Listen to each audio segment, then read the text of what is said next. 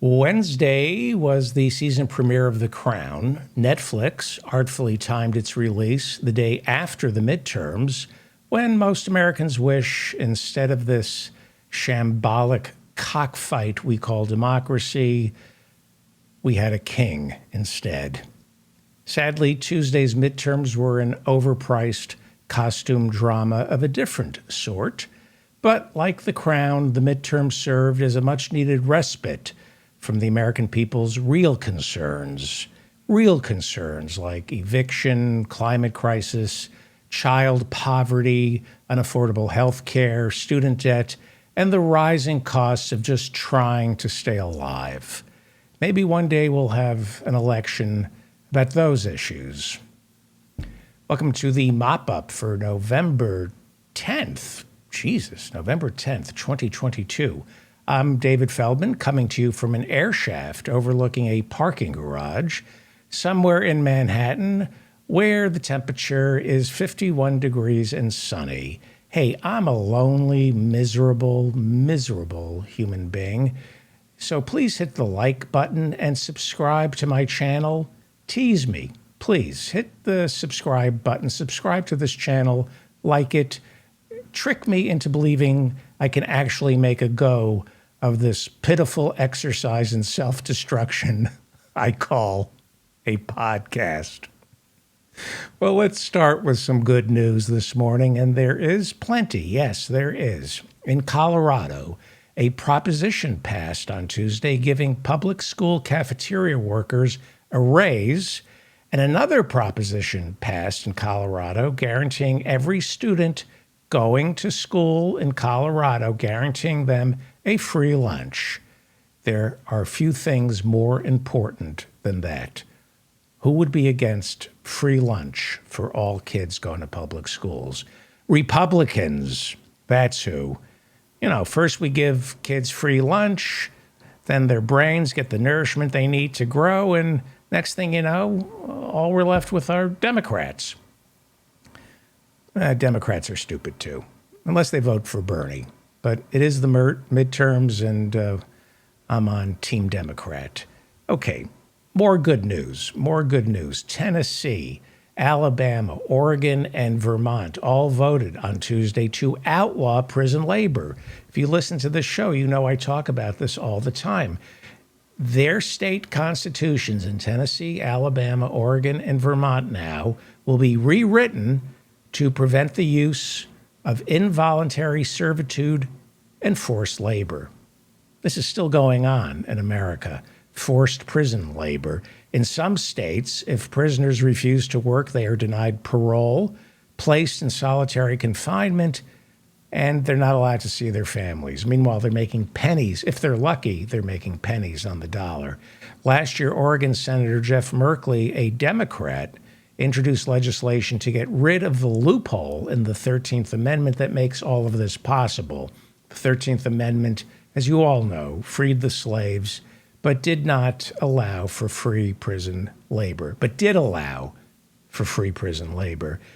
If Merkley's bill is passed by both the Senate and the House, it would then require ratification by 3/4 of our states.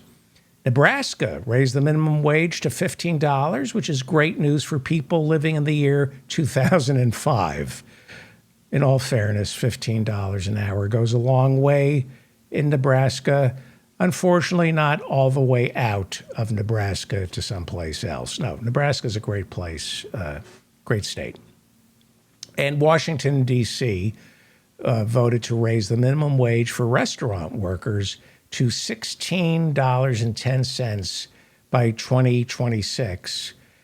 And we all know what $16.10 will be worth in 4 years. But it's still something. And it eliminates, Washington, D.C. on Tuesday eliminated what is called the $5.35 tipped minimum wage, in which restaurant workers make less from their boss because they are paid in tips.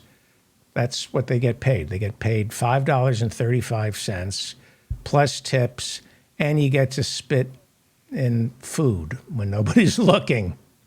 So they eliminated the $5.35 tipped wage, tipped minimum wage. And by the way, never be rude to anybody who works in a restaurant. That's what I told my kids. Unless you want to drink that waiter's saliva, it's yes, please, and thank you.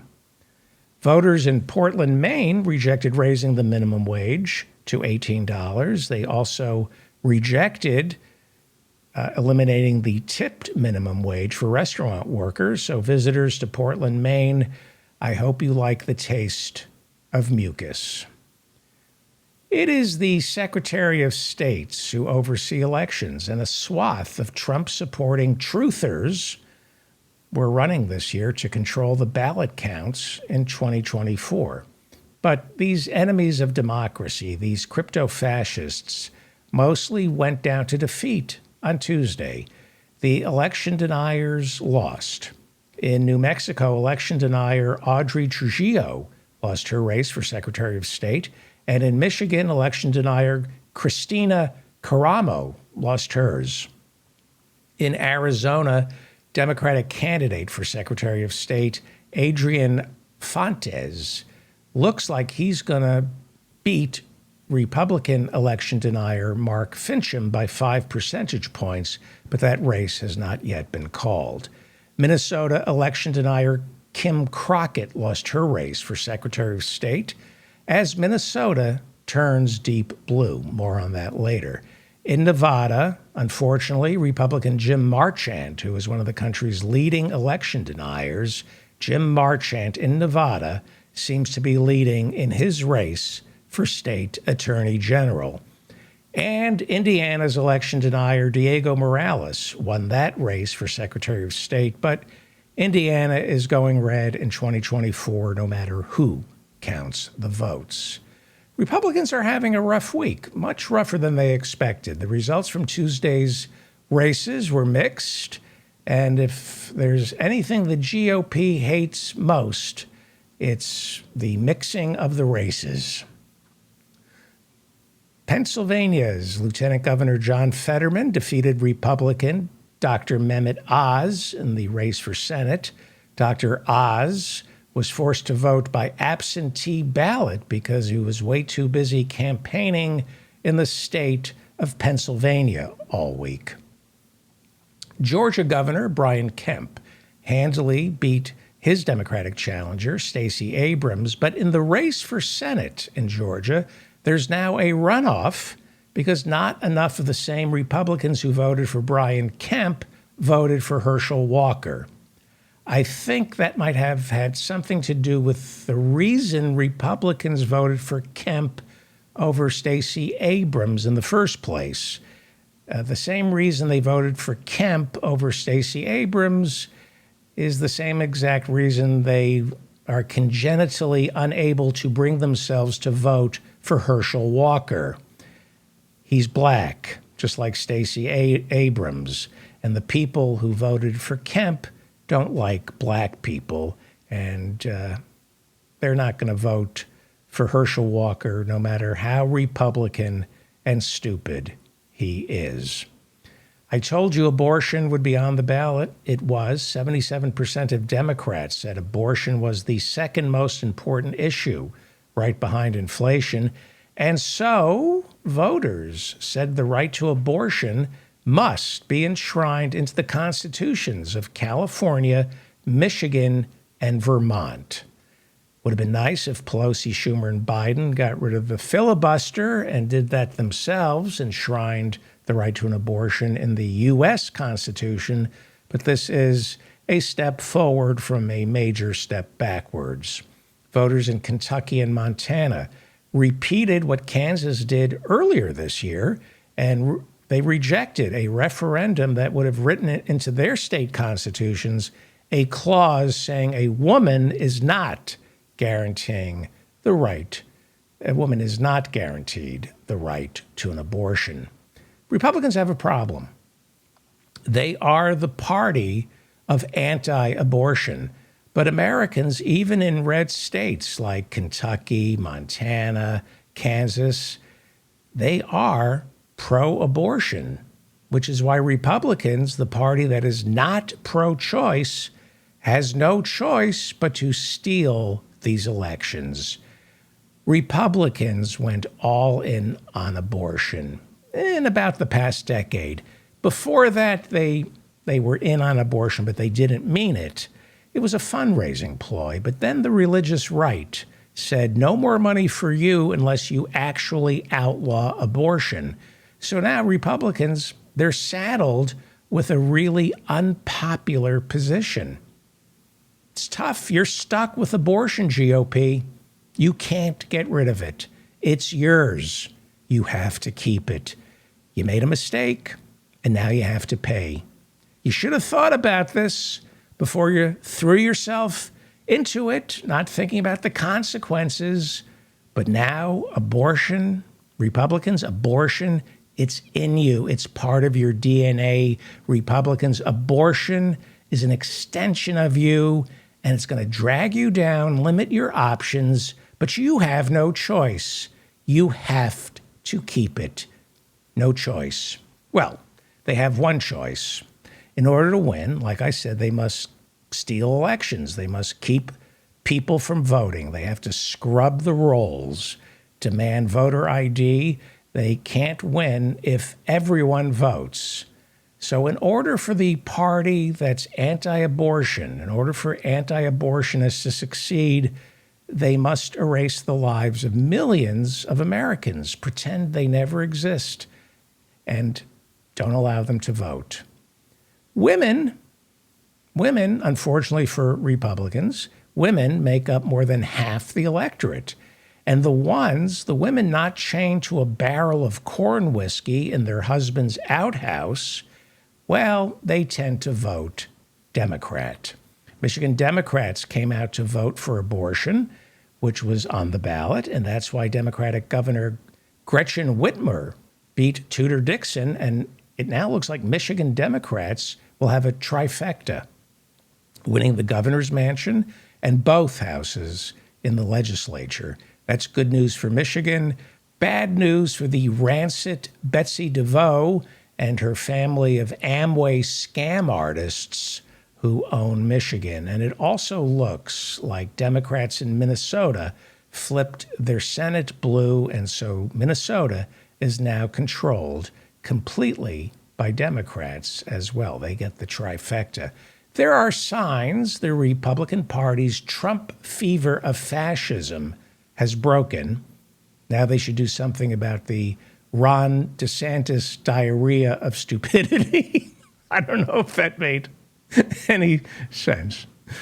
The Trump fever of fascism has broken. Now they need to do something about the Ron DeSantis diarrhea of stupidity. Last Tuesday night, today is Thursday morning, right? Okay, so last Tuesday night, Ron DeSantis won a majority of the Latino vote, 50%. But that's only because they all mistakenly believed he was putting them on a plane to Martha's Vineyard and getting them the hell out of Florida. Governor Ron DeSantis was reelected in Florida, beating Charlie Crist by nearly 20 percentage points. And that scale of victory makes him a major threat to Trump, and probably a bigger threat to America, a bigger threat than Trump is, because DeSantis does fascism right. He does it better than Trump. DeSantis is more disciplined, but his victory shows that Trump's path to the nomination in 2024 isn't so secure. And I must be honest, it would be great to see Trump do to DeSantis in the debates what he did back in 2016 to another Florida governor, Jeb Bush. I hate Trump, but he did destroy the Bush family in 2016. So if Trump does win the nomination and destroy DeSantis along the way, it'll be worth it so long as he loses in the general. The Republicans, they were disappointed that big Republican blowout everyone predicted never materialized. On Wednesday morning, the only one waking up to a big red wave was Donald Trump, and that red wave was just from his poop splash. Yeah.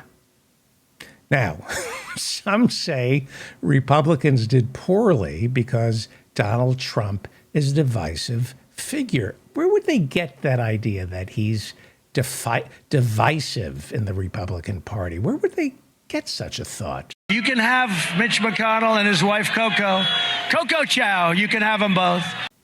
That was the very racist Donald Trump Saturday in Florida. Then there are some who say the American voter believes Donald Trump has coarsened political discourse and only offers malice in lieu of real solutions. I just don't know where they get ideas like that. If gets up, he goes to these meetings that are supposed to be secret. He goes in front of a microphone. No dummy, by the way. He's a bad human being. Very unattractive guy physically and inside also. See, they'll say, oh, you shouldn't say that about a person's appearance. In his case, I'll say it.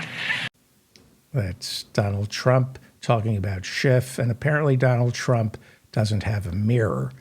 The Monday morning quarterbacks all need someone to blame for what happened on Tuesday, and now they're claiming Republicans, especially good and decent Republicans, stayed home on Tuesday because Donald Trump is a vulgarian. Why?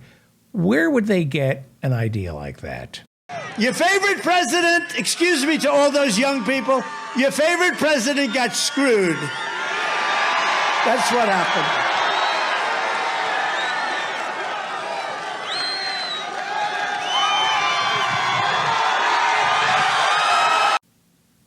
Vulgarian? Screwed? I mean, screwed isn't vulgar.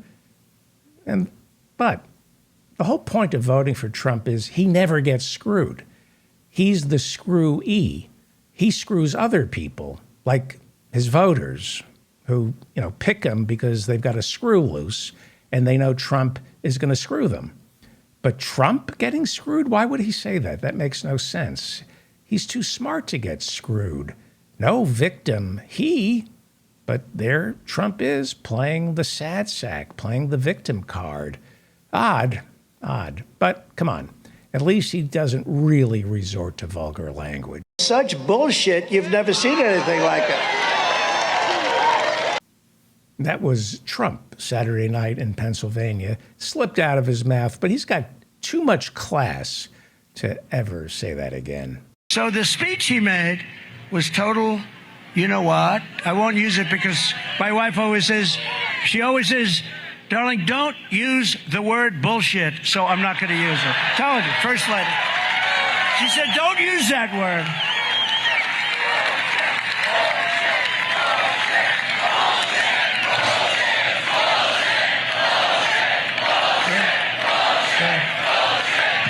She said, please don't use that word, so I didn't.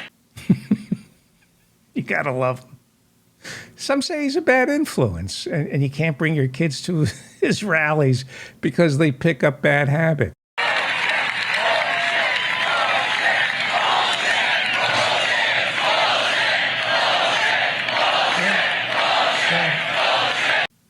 The crowd, that scene of Trump's crowd screaming bullshit, it's like a bad Barry Levinson movie, isn't it? Like the whole Trump presidency is like Patty Chayefsky died and the studio said, let's get Barry Levinson to write it instead.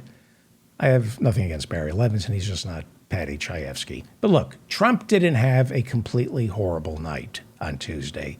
One of his candidates, J.D. Vance, graduate of Yale Law School, won the Senate seat in Ohio. And just because he was endorsed by Trump, that doesn't mean Yale Law School graduate J.D. Vance is going to sink into the gutter to defeat Congressman Tim Ryan. No, J.D. Vance is a Yale Law School graduate, so he's going to fight Ryan on the issues. For example, flooding America with illegal aliens and then using American tax dollars to fund gender reassignment surgeries for those aliens. That's exactly what Tim Ryan has proposed doing.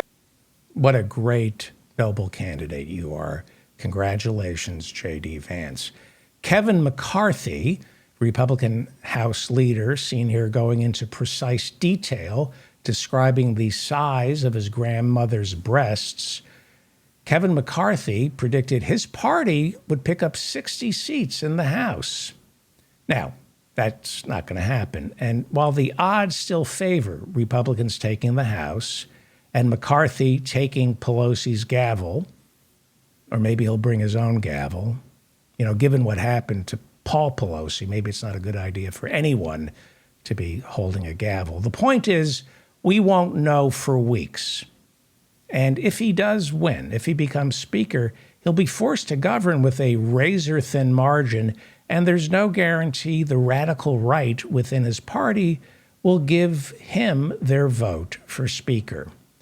As we all know, history insists that the party with a president in office loses big in the midterms. It is significant that, 2 days after the polls have closed, we still don't know who controls the House or the Senate. This is good news for Joe Biden, seen here giving himself an afternoon jolt of energy by sniffing Dr. Jill's thong. Now, if you have heard my previous show, you would know that I went after Biden and the Democratic establishment for playing a game of chicken with the American electorate because I believe their leadership is chicken shit. They are not willing to go big by running candidates like Bernie. Instead of throwing huge touchdown passes, these Democrats prefer a ground game of inches. They prefer the trench warfare of World War I to the total war we saw in World War II, in Dresden and Hiroshima. It is the difference between incrementalism and going big. I believe in going big.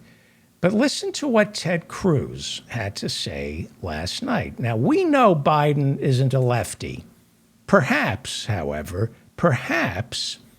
he's coming across as one. Listen to what Ted Cruz says. Here's a lesson to take from last night. Look, why did the Democrats do better than expected? Because for 2 years, they've governed as liberals. They've governed as whacked out lefty nut jobs. And you know what that did? That excited their base. That excited a bunch of young voters that came out in massive numbers because when you actually stand for something, your base gets excited. There's a lesson for Republicans to learn. Yes, and there's a lesson for Democrats to learn. No matter what you do, hustlers like Ted Cruz are going to call you whacked out lefty Marxist nut jobs.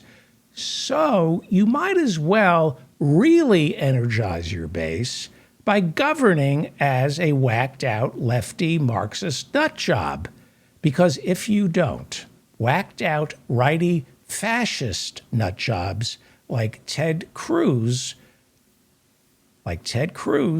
are going to take over. Congressman Sean Patrick Maloney, the head of the DCCC, he's the man in charge of winning the House for the Democrats, the man who decides which candidates get the big push, get the big money, and which ones don't. Well, this morning, Congressman Sean Patrick Maloney has no idea whether or not the Democrats have kept the House, but one thing is certain, he's not coming back to Washington, D.C. Congratulations, Howie Klein from Down with Tyranny. Democratic Congressman Sean Patrick Maloney, the head of the DCCC, has been voted out of office. The Democratic congressman assigned by Nancy Pelosi to make certain that the Democrats kept the House couldn't even keep his own seat. This is what Howie Klein wanted. So congratulations, Howie Klein. Last night, Maloney lost to Republican Mike Lawler. Some sad news. It looks like voters in Colorado's 3rd congressional district are about to hand Congressman Lauren Boebert a brand new election to deny, this time her own.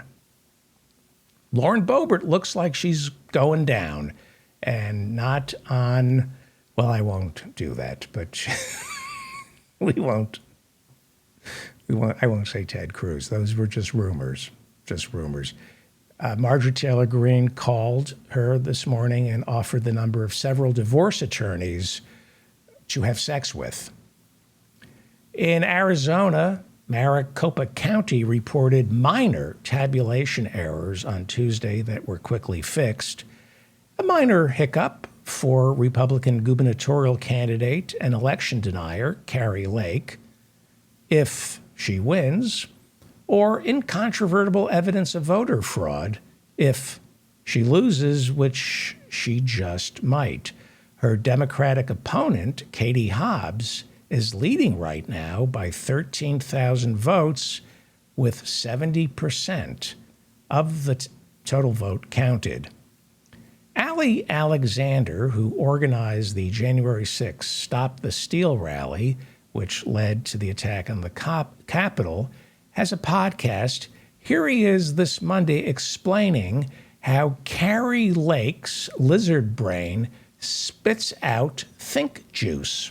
Here's what I would say to Joe Biden. Any election I don't like is stolen.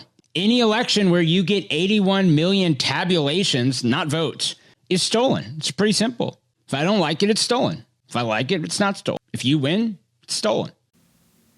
That's how Kari Lake is going to play the election in Arizona. It's stolen if she lost it, and it looks right now like she lost it. Election denier Doug Mastriano lost his race for governor of Pennsylvania, or Mastriano, election denier, denied election. Mastriano, he too was there on January 6th, and he's a world-class homophobe, hates gay men, which is kind of too bad since his face looks like a shaved chode. I know several guys in the village who would be into him. But Mastriano, Doug Mastriano, hates the gays, hates the transgender community, hates the LGBT community, but he sees signs from heaven. Here he is, the night before the midterms, campaigning outdoors, trashing the LGBTQ community, complaining about pronouns. He hates pronouns. He's bitching and moaning about pronouns. And all of a sudden, his blousy and bedraggled anti-Semitic wife suddenly sees a sign from heaven. Watch. They tell me their kids are being told, don't tell your parents we're playing pronoun games at school. Oh, no, you don't. Oh, no, you don't. Rainbow, his idiot wife, saw something. Rainbow, he's talking about pronouns, trashing the LGBTQ community, and making fun of transgender children, and his idiot wife suddenly says, Rainbow. Yes, and by the way, that's all his idiot wife is allowed to say. All she's allowed to say is, Rainbow. Yes, she's only allowed to say rainbow, or else she's fitted with the Scold's bridle. You know what the Scold's bridle is? All Republican men own one. The Scold's bridle. You know, the iron muzzle that you wrap around your uppity wife's face and then insert the bridle bit into the mouth to compress the tongue to make certain she never speaks that abandoned cement quarry she mistakenly refers to as a mind. Rainbow. Rainbow. Rainbow. Yes, Mrs. Jim Crow, that would be Doug Mastriano's wife. I call her Mrs. Jim Crow. Her husband is busy trashing the LGBTQ community, and she looks up and sees a sign from heaven. Rainbow. Rainbow, because she's a devout anti-Semite, and her anti-Semitic Lord is sending a message. What could he be telling us? Rainbow. Rainbow. What could your anti-Semitic God be telling you and your husband and the crowd while he's trashing the LGBTQ community, prattling on and on about pronouns? What did you see? What is your anti-Semitic God telling you, Mrs. Jim Crow? Rainbow. Right, a rainbow. And let's think now for a second. Your husband is trashing the gays, trashing transgender children, leading to their eventual suicide, bullying gay people, and you see Rainbow. You see a rainbow. Now, what is the rainbow a symbol for? Is it? Oh, right. It's a symbol for discrimination against the LGBTQ community, right? Gay people hate rainbows. They hate the rainbow flag. They never carry it in a parade because the rainbows are symbols of sexual intolerance. Rainbow is the symbol for black and white, good versus evil. Rainbow is the symbol that tells your anti-Semitic God in heaven above that there are only two types of people, good people and bad people. That's what you saw. Rainbow. You saw a rainbow, Mrs. Jim Crow, married to Doug Mastriano. So let's watch these two fanatical, homophobic, Christian nationalists who wouldn't know Jesus if they were nailing him to a cross. Let's watch these inbred, fossilized, homunculus turds. Let's watch them see this sign from heaven. Rainbow. Yes, a rainbow. Let's watch them interpret the sign while Doug Mastriano is trashing transgender children and pronouns. Where is it? Oh, wow. Okay, we got another rainbow behind us here. You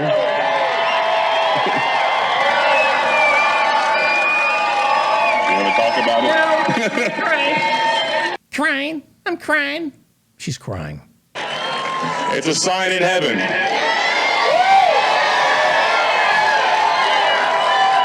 Yes, it's a sign in heaven. You're trashing the LGBTQ community, complaining about pronouns, and you see a rainbow, and it's a sign from heaven. What could your anti-Semitic God be telling you? God is sending a message to Pennsylvania. Incredible. Yes, God, your anti-Semitic God, your racist, homophobic, Muslim-hating, Hispanic-hating, warmongering, anti-Semitic God, Doug Mastriano, your God is sending a message to Pennsylvania. And that message is... Rainbow. Yes, it's a rainbow. Yes, it's a rainbow. And that message that your anti-Semitic, homophobic, bigoted, racist God, the signal that he's sending to you, Doug Mastriano, is you're going to lose big Tuesday night to State Attorney General Josh Shapiro. Rainbow. Who is superior to Doug Mastriano in every way. He is smarter, kinder, gentler, more caring. He knows how to read. His voters aren't afraid of fire or the wheel. They've learned to harvest seed. And Josh Shapiro's wife, unlike yours, Doug Mastriano, Josh Shapiro's wife hasn't been lobotomized by a cult preaching a counterfeit version of Christianity like the one you and your amoeba-brained anti-Semitic wife belong to. Your anti-Semitic wife who can only say, Rainbow. Doug Mastriano is a white supremacist. He thinks some people are better than others. Well, here's someone who is much better than you, Doug Mastriano. Then again, that's not saying much. The rot in your anti-Semitic wife's crotch is superior to you. Rainbow. But here, take a listen to the next governor of Pennsylvania, Josh Shapiro.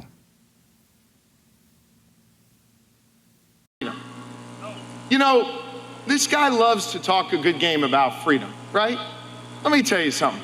It's not freedom to tell women what they're allowed to do with their bodies. That's not freedom. It's not freedom to tell our children what books they're allowed to read.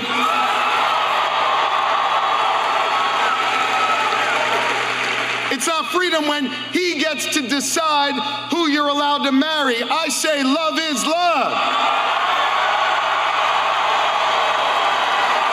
It's not freedom freedom to say you can work a 40-hour work week, but you can't be a member of a union. That's not freedom. And it sure as hell isn't freedom to say you can go vote, but he gets to pick the winner. That's not freedom. That's not freedom. But you know what? You know what we're for? We're for real freedom. And let me tell you what real freedom is. Real freedom is when you see that young child in North Philly and you see the potential in her, so you invest in her public school. That's real freedom. That's real freedom. Real freedom comes when we invest in that young child's neighborhood to make sure it's safe so she gets to her 18th birthday. That's real freedom. I say love is love. And I say Doug Mastriano is a piece of shit. And I'd call his wife an anti-Semitic scumbag if her husband Doug had any scum to pump inside of her. Rainbow.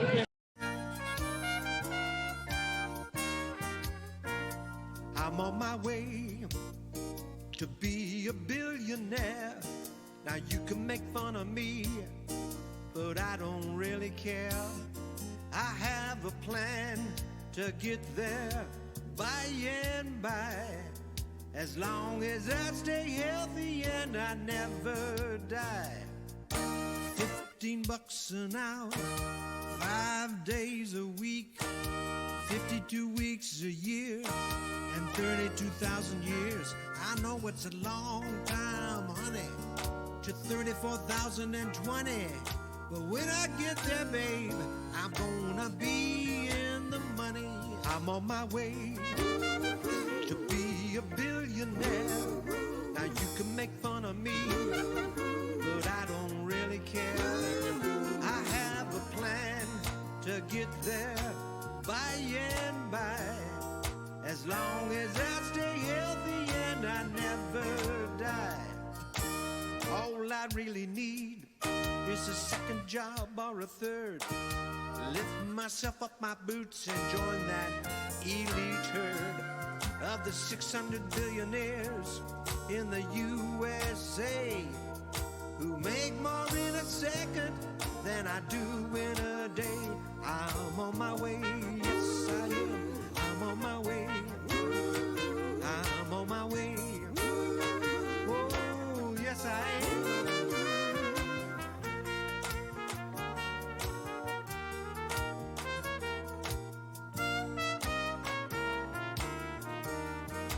I'm on my way to be a billionaire. Now you can make fun of me, but I don't really care. I have a plan to get there, yes I do, by and by. As long as I stay healthy and I never die. As long as I stay healthy and I never die. As long as I stay healthy and